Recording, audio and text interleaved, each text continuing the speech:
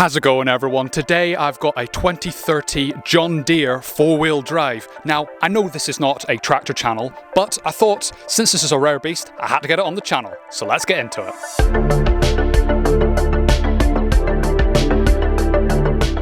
What are the specs of this vehicle? Well, it's a 1978 John Deere, I believe. It's a 2030 model, four-cylinder. It produces about 72 horsepower. The engine's been fully rebuilt. The rarest attribute is the mechanical four-wheel drive system, which is a Schindler axle made by an Austrian company, very heavy duty, which takes the drive from the back axle and is operated electro-hydraulically. So you don't have to put it in gear to engage the four-wheel drive, just push a button on the dash and it engages and disengages on the move. So very rare for the time when it was built. What makes this vehicle so rare? The rarity value obviously is the axle, the four-wheel drive. I'm not sure of another one in Ireland itself. There's a few in England, maybe 10 in total of this 2030 model.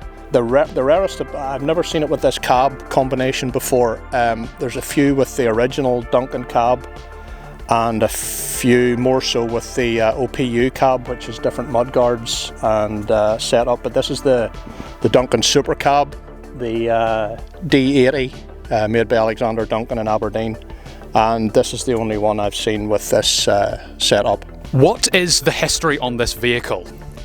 Well, I bought it in roughly 2008. It was lying at a tractor dealer's yard right at the bottom, pretty bad state. I realised it was an unusual beastie to start with because I had heard of these four-wheel drive John Deeres. The rarity value was because they were so expensive when they were new. If equivalently a two-wheel drive was £10,000, this was a third more, so it was £15,000. So there wasn't many sold in the UK due to the initial cost. So I bought it 2008. Used it for about 18 months to 2 years and then realised the engine needed work. The engine was very tired. It was very rusty. There was holes everywhere over the cab. Mudguards were all holed, sides of the cab, and just needed a long-term restoration. How did you restore it? Well, as I say, it was like maybe 2010 when we took it into my dad's workshop and we stripped it apart, and it's only been piecemeal there until last year, 2023, when it was finished. Cab had to come off, sandblast it, had to make the doors not available, had to make the mudguards not available, had to even make the front rims because the rim itself was so corroded when we sandblasted it. There was holes everywhere, so we had to get a new rim, cut out the insert and re-weld it. Engine completely rebuilt, and working piecemeal at it took a long time. I built a house in between, so time and money dictates that you can't do everything at once. So it's just finished now. It had a full spray. Ian Stevenson in Brisbane did a fabulous job. I'm so impressed with his standard of workmanship, and yeah, it's turned out good old tractor. The initial start-up, we realised that the injector pump had a problem, so we had to re-modify that and take it off and get it rebuilt again. So maybe from setting, who knows. But she's on the button now, drives just as she should. Other things that were replaced with the hydraulic steering column. The cab roof was really holed and it's fiberglass, so it was really badly cracked and crazed, so there was quite a bit of work in that. We had a few new glass pieces required, second-hand tyres, although the ones on the front are new. They're an unusual sort of size. What would be your future plans to do with this vehicle? Well, maybe you can notice there's a scratch in the windscreen, which is proving difficult to get fixed because of the rarity of this cab glass frame, and if I take it apart and I break it, it could be a problem. So I have to look at solutions to getting that glass changed out at some point. Also the pickup hitch, which was pretty badly worn. The whole linkage in the back end needed new shackles, pins. It was really had seen some seriously hard work. The pickup hitch is actually bent in places, so I'm at the process of getting that straightened up and rebuilt up for the hook, and pins are all ready to go. We've done some modifications in the back to release the link arms that LR Engineering were really good to come with a solution for a J slot to slide them out and in for attaching implements, so that's a real nice fix. So yeah, overall just a few jobs to tidy up. I've also got a set of weights for it as well, which would need cleaned up and resprayed. I'm not sure if I want them on the front or not, but they certainly add to the look of the tractor when there's a full rack of weights on her. This video has been sponsored by SureSleep. SureSleep is a local Northern Irish bed retailer, and if you use the code GearShiftCrew, you get an extra £10 off on your next purchase. So what are you waiting for? Jump on the deal and enjoy the rest of your video. What would this vehicle be like to drive? Well, it's a vintage vehicle. There's no synchro mesh in any of the gears. Sometimes it's pure luck, and she's okay on the road. She's noisy, the cab's noisy. You probably need air protection if you're in it for any length of time. Gearbox is no problem, change the oils and that. There's no high-low in this tractor, which is the hydraulic splitter system.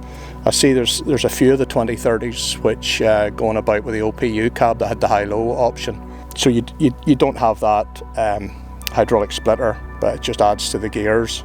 Yeah, the steering's very light, I find, but that's a good thing. She wandered around the road a little bit, but old tractors, old cars, you know how it goes. Yep. What would be some of the quirks about this vehicle? Quirky wise, probably the axle. John Deere bought this axle in, as I mentioned, from Schindler, which was an Austrian company. It's a very heavy duty axle, but Schindler recommended that they didn't want any more horsepower than the 2030s 72 horsepower through that axle. So subsequently bigger John Deeres weren't fitted with the mechanical front wheel drive system. They were fitted with a hydraulic system, which came from America, I believe.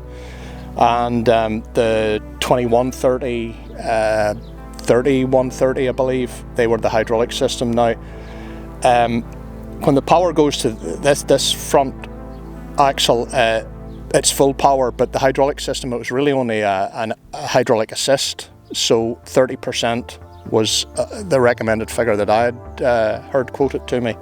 So the tractor would go into difficult conditions and it would spool up to the 30%, and then it would overload, and so you'd be in a muddy field with the tractor, and it disengages the front axle, which is when you need it most, really, which is a weird system, but not on this, fortunately, because you get into trouble with heavy conditions, ploughing or something. You just hit the switch on the dash and she engages the four-wheel drive and away she goes.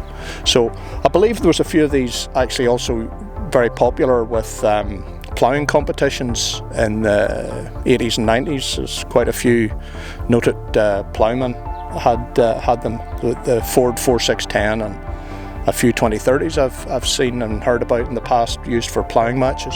Yeah, when I bought the tractor, it came with the on the other side of the cab the heating matrix running off the hot water of the engine cooling water. So on one side you had a warm foot, and the other side you had no heating at all, so you had a cold foot. So it was a craziest system. So I did away with that. You don't need that in the current climate.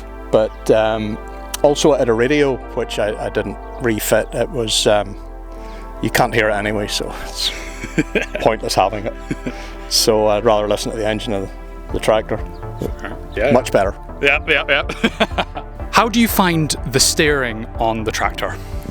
Well, it is very light, because most tractors have light steering to handle excess weight. So if I put the weight rack back on again, she would obviously get a bit heavier, but she can wander around the field a little bit, and you can swing her on the spot, no problem at all. It's there's actually quite a good steering lock on this axle also.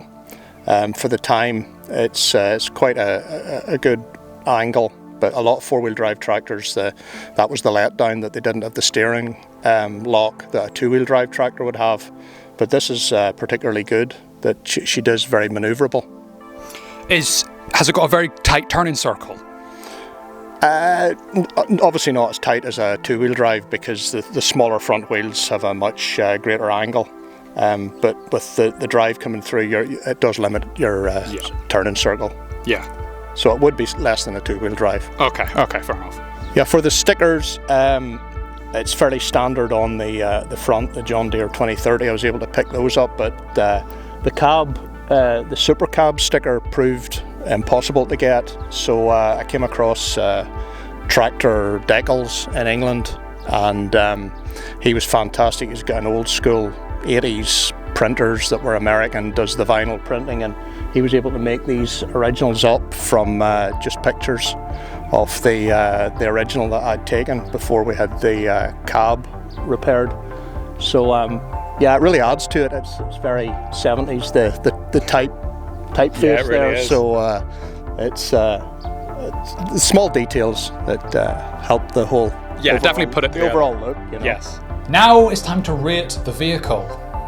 Yeah, so obviously I wasn't there when you filmed this. So yeah. But what do you think? Do you think it's a future classic or not? So, future classic, well it is. It's a 1970s tractor. It's the only one in Ireland, probably, maybe even the one in the whole of the UK. We don't know. If you do have one, leave a comment.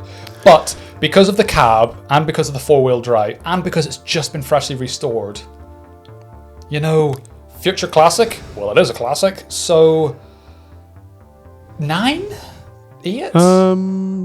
Yeah, I think so. At least I think a 9. Probably a 9, yeah. I think a 9. It's very, very rare. Super, super rare. Is it a good daily? It's a tractor. What do you expect? So, I think we'll probably put... What we'll do is we'll rank this one here in the sense as if you're a farmer. Okay. Is it a good tractor for a farmer? Think of this as a farmer's kind of question. We'll exclude this one from the other videos. We'll put a little ranking as a farmer. Okay. So because it's got the four-wheel drive and it's not the hydraulic four-wheel drive, it's really good. Only thing is, but it doesn't have a synchro gearbox, but this is 1970s, so what do you expect? Okay, so 1970s farmer. Yeah. Yes. 1970s farmer. At the time, this was high-tech. And you have a cab. And you have a cab, and you have the lightest steering I've ever felt in a vehicle ever. It's at the time this was the be-all end-all tractor. My dad, when he was growing up, really wanted this tractor. Okay. And it's 70 horsepower. It's a powerful wee thing. So for a farmer, I think it's pretty perfect, to be honest. What do you 7? think? Yeah, I think 7's fair. 7. Okay. Ooh. Wallet hurt. I mean, it's a John Deere, which if anyone who knows John Deere's, they do not like when you repair them yourself. So what's it like getting parts for it? Specifically the fact that it's number 1 or 1 of 1, pretty much. As they say, if she's green, you better keep her clean, sort of thing. So. It's probably going to be pretty expensive, isn't it? Now, to be fair, my dad rebuilt it, but that was 10 years ago. He did a lot of it. So it's going to be extortionately expensive for some things. But extremely cheap for other things. Yes. Because obviously there's be a lot of other versions that have a lot of cross compatibility. So in my opinion, I would say probably somewhere in the middle. A bit for the fact that you're going to pay out of your neck for something, but you also probably get something off a scrapyard for really cheap as well. Should we go average or arm and a leg? I would go probably 5 or 6. We'll go 5. Okay. 5 seems fair to me. Okay. Fun. Ooh. I mean, I find it quite fun because you just as my dad describes it, you put it in gear and you just cruise about. It's just a nice wee cruiser. Pretty quick, but I mean it's a tractor. What do you expect? Fun, but only sometimes. Fun, but only sometimes. We'll put it towards the bottom. We'll put it as a 4. Okay. So, wow. 62.5%. 62.5%. That did really well. That is 25 out of 40. But that's as a farmer. That is a farm. Farmer's practicality and a farmer's fun. So that is something completely different. But different category, Yes. but similar kind of concept. Absolutely. We'll start ranking other tractors, so just bring them along. Well, thank you so much for watching, everyone. Make sure you like and subscribe and go to our new podcast channel, link in the description, and we'll see you in the next one. Bye-bye.